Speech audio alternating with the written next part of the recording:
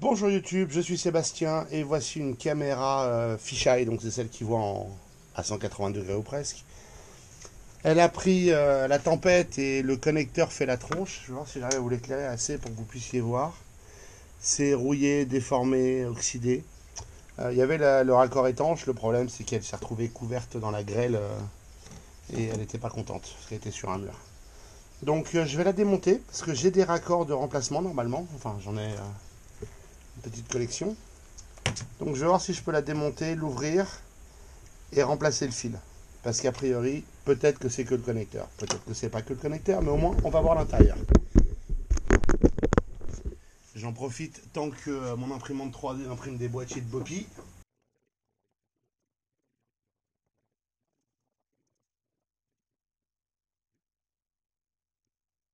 Et 2, 3. Et ça nous ouvre le bordel.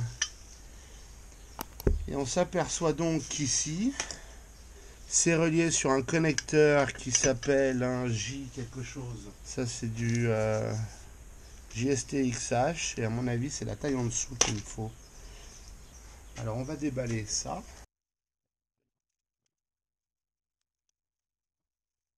Donc voici un fil de remplacement et les couleurs. La grande question c'est est-ce que c'est les mêmes? Bon, je vais dévisser ça. Je vais enlever le cutter, c'est que je me blesse. Ce qui me permettra d'enlever le fil quand je vais l'avoir coupé, ce qui va se passer très vite. Je vais garder autant de longueur que possible là parce que j'ai de la place là-dedans pour la mettre. Et ça me facilitera l'opération. Moi je vais le tirer, je vais le couper là.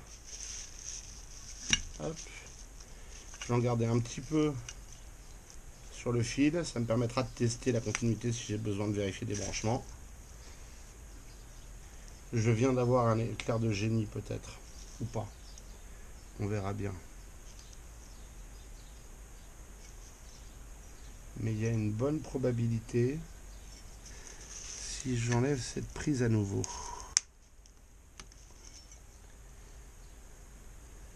Je peux a priori, le rouge va à droite là, et je dois pouvoir enlever le rouge avec un tout petit tournevis plat. J'arrête. Ah, ça va être une embellie en termes de simplicité, ça. Pour enlever ces fils, il suffit de lever la petite languette en plastique, légèrement. Enfin, enlever, non pas du tout, la soulever légèrement, et tirer sur le fil, et il devrait sortir un peu. Ensuite, vous enlevez le tournevis et vous pouvez continuer à sortir. Il y a un petit ergot sur le dessus à l'opposé de la partie qui dépasse, qui se bloque sur la languette en fait. C'est ça le système. Donc la noire un peu grosse, elle est là. Hop. Et zou. Et donc maintenant, je peux rebrancher ça. Et j'ai ma caméra branchée. Alors ici, le rouge va tout au bout. Donc on va les remplacer un par un. De toute façon, c'est toujours mieux de faire un par un. Il faut le soulever délicatement parce que c'est un tout petit connecteur et que ça, j'en ai pas d'avance. Mais même système, vous voyez, il y a des languettes et on peut enlever les fils et les remettre. Donc c'est précisément ce que je vais faire. Donc avec une aiguille, vous pouvez l'emmancher à l'arrière, au-dessus du fil, là où il y a la languette, du côté où il y a la languette dans la prise. Et ça permet de lever la languette et on tire les deux ensemble. Alors c'était le verre plein. Et ces fils ce fil que j'utilise là pour réparer, hein, je l'ai froidement commandé sur AliExpress. Hein, j'ai rien inventé. En fait, je les ai commandés avec les premières caméras parce qu'à l'époque où je les ai commandés, c'était pas clair si elles avaient le fil ou pas sur la caméra ou s'il fallait le prendre et bref. Dans le doute, pour quelques euros, j'en avais commandé quelques-uns. J'en ai 5, 3. J'en ai 3.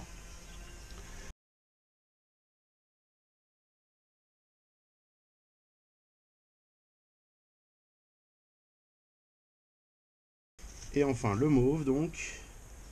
Toujours dans le bon sens, c'est toujours mieux. Alors attention, sur la prise, il manque un fil. Donc maintenant,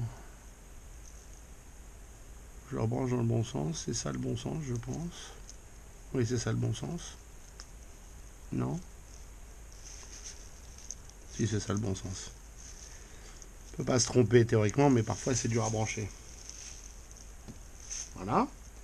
Et donc maintenant, si je mets maintenant si j'allume le système, sans tout casser, idéalement, ce serait vachement mieux. Je vais faire comme ça. Ah bon, c'est à moitié cassé, mais c'est pas grave. Je vais prendre mon câble Ethernet qui traîne par là. Je vais le brancher.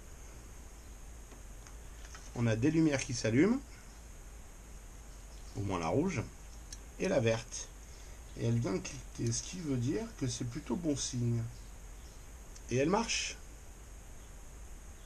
Vous pouvez me voir, comme vous m'avez déjà vu, et je peux mettre ma main devant, mon téléphone, bref. Elle fonctionne. Donc, voilà un moyen de réparer une caméra dont le connecteur a pris la flotte. Et j'en suis très content de ce moyen. Donc maintenant, je vais la débrancher, parce qu'il ne faut pas déconner. Je vais remettre ça correctement. C'est l'infrarouge, en l'occurrence, dont on parle là. Hop. Ensuite, je vais retrouver dans quel sens ça va, ici. Ça va comme ça, je pense. Oui, ça va comme ça. Hop. Ouais, il y a de bonnes chances. C'est pas important de toute façon. Je vais emmancher ça dedans et visser la prise avec le joint. Et c'est pas la caméra qui a pris l'eau, c'est le connecteur.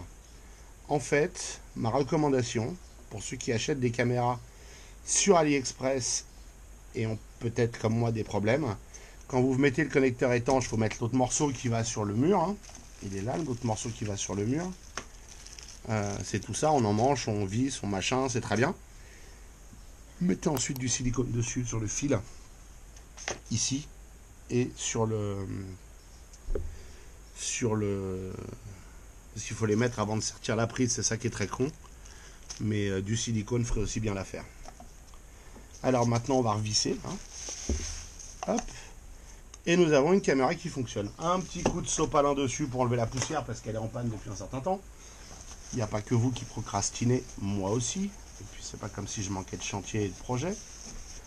Bon, elle n'est pas ultra propre, elle est relativement propre. Et c'est une caméra qui fonctionne. Je vous remercie d'avoir suivi cette vidéo. J'espère qu'elle vous aura intéressé et vous aura été utile. Si c'est le cas, pensez à vous abonner et à la liker. Et puis si vous avez des questions et des remarques, les commentaires sont là pour ça.